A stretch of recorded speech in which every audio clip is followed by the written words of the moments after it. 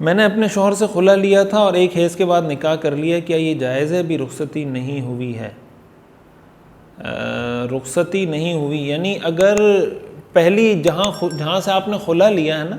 اگر وہاں رخصتی نہیں ہوئی تھی اور خلا لیا ہے، اس نے طلاق آپ کو دے دی، تو ایسی صورت میں تو ظاہر ہے کہ ایک طلاق دینے سے عورت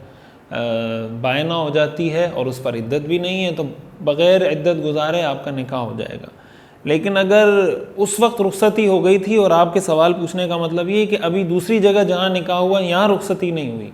تو ایسی صورت میں آپ کے لیے یہ نکاح کرنا جائز نہیں ہے، حرام ہے بالکل،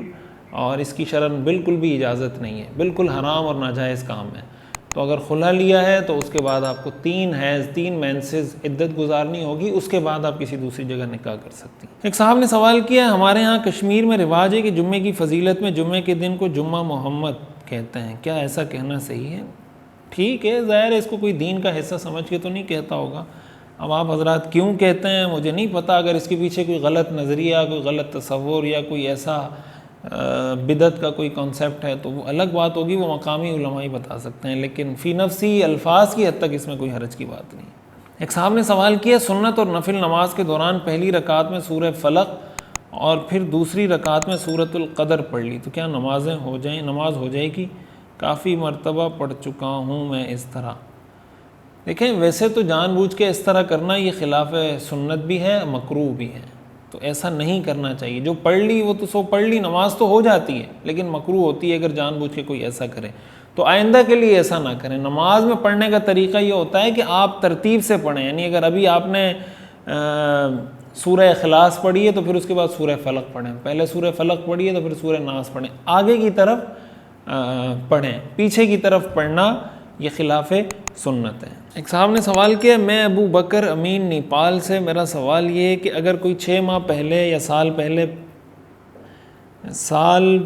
پہلے ایڈوانس روپیہ جمع کرنے پر سریہ یا اینٹ یا کوئی بھی سامان 30 یا 40% چھوٹ دے تو خرید سکتے ہیں یا نہیں؟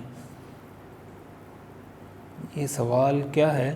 کہ 6 ماہ پہلے آپ اس کو پیمنٹ کریں گے اور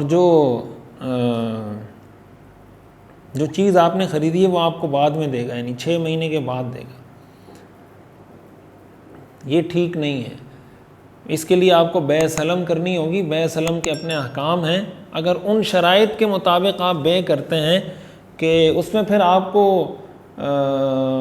ایڈوانس پیمنٹ آپ اس کو پوری دیں گے، کہ آپ اس کو پوری پیمنٹ دیں